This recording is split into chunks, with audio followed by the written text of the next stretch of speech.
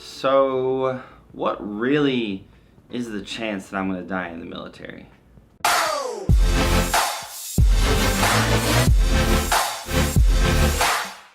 What is going on, guys? So just the other day I made a video talking about what if you hate the military and talking about the worst case scenario if you join the military. And I said in the video that a lot of people are going to take this to the extreme, and I knew it was going to be death, right? But there really was a lot of people in the comment section be like, no, the worst thing that could happen to you is if you die.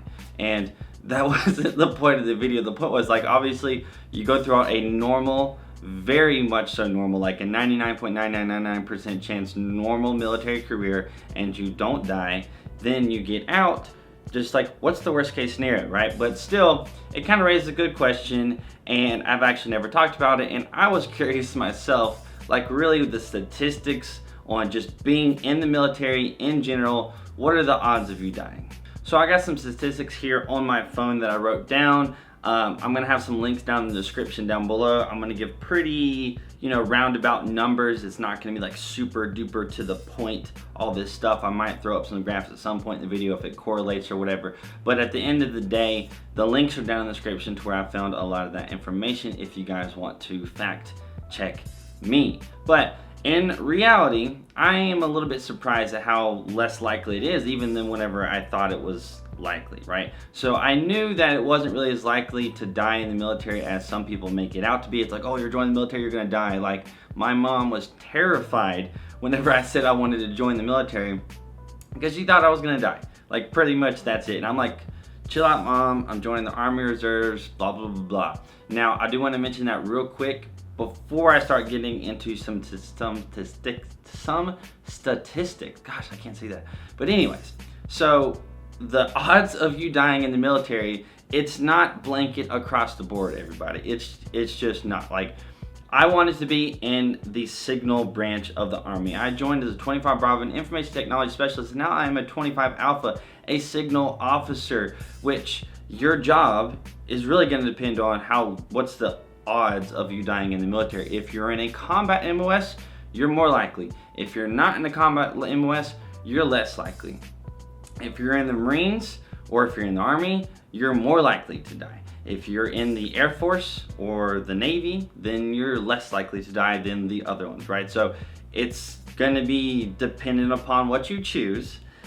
So keep that stuff in mind. And honestly, the deaths by military, right? I would say, like, if you cut the statistics of deaths in the military, like, at least in half. And so I want you to think about that whenever I'm saying these numbers. So in general, the statistics, we're talking about war versus non-war. That's another thing that people need to think about. What are the chances of you dying? Well, are we at war right now, or are we not at war right now? Well, right now we're in a peacetime, and pretty much nobody's dying from combat. First thing that I want to cite here is that in 2018, 20 people died in combat, 80 people died in training. Since 2015, more people have been dying in the military from training accidents, and let me say accidents, than actually in combat, okay?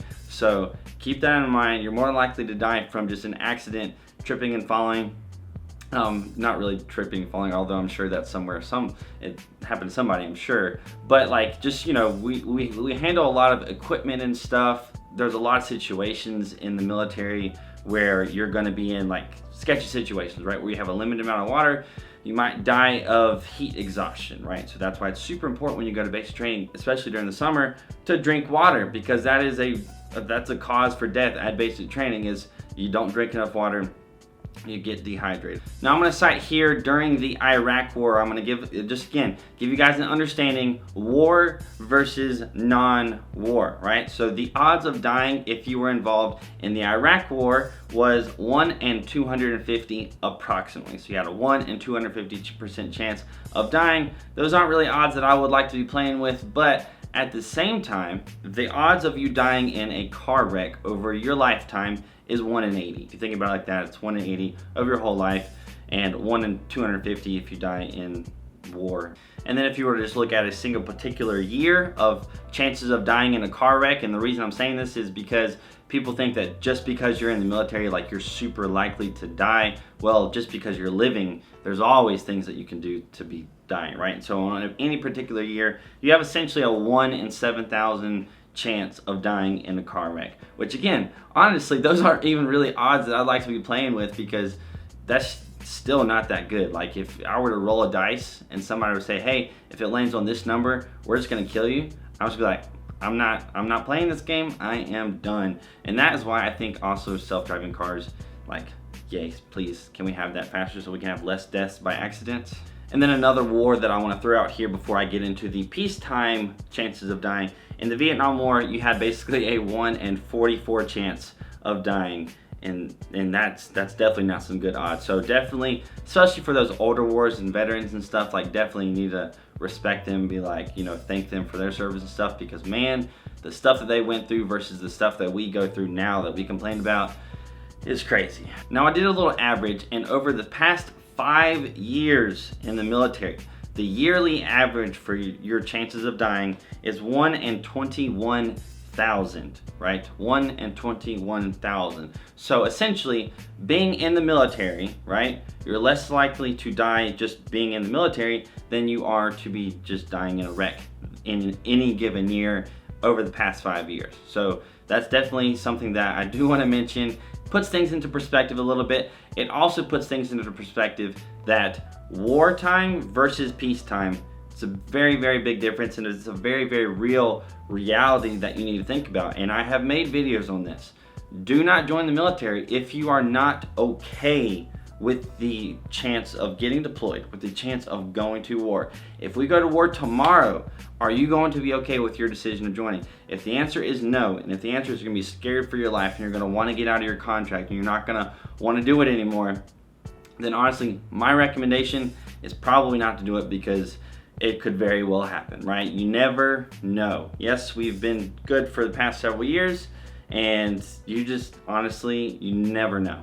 Oh, and a couple more little stats that I want to throw at you guys before I basically close off this video, because it was really interesting for me to actually look into the stats of you dying. But essentially, since 2006, so still like during like the Iraq War, Afghanistan War, don't hate me for not knowing the exact years whenever those things ended, but since 2006, you have 73% of the deaths that occurred were not combat related. So that's a really cool stat. And then the other thing that people need to think about is that being in the military is honestly not the most dangerous job in the world. There's actually more dangerous jobs in America than just being in the military.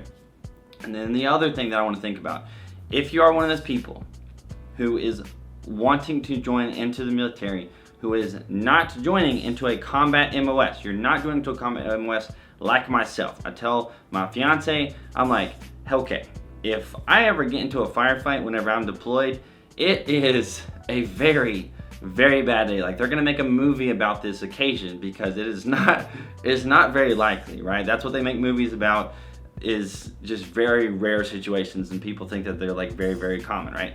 It's not common at all for a non-combat MOS to get in a actual combat scenario where they have to actually use their weapon to defend themselves. Yes, it happens. Yes, it happens. You can have somebody who is the non-combat MOS of the non-combat MOS. Like, they don't do nothing. They haven't picked up their weapon since the last time that they qualified at the range. And there is still a chance that you might have to do something, which is why I think it's important to really kind of understand the basics of like platoon tactics and actually know how to shoot a weapon, because in that 0.1% chance where you actually have to do that, you don't want to regret, oh shoot, I don't even know how to clear my weapon properly. So in conclusion, I think for myself and for a lot of other people, the chances of you dying in the military is a lot less than you think it is. Even in wartime, it was a little bit less than I thought it was gonna be. Wartime, peacetime, but peacetime is ridiculous. Like a 1 in 21,000 chance,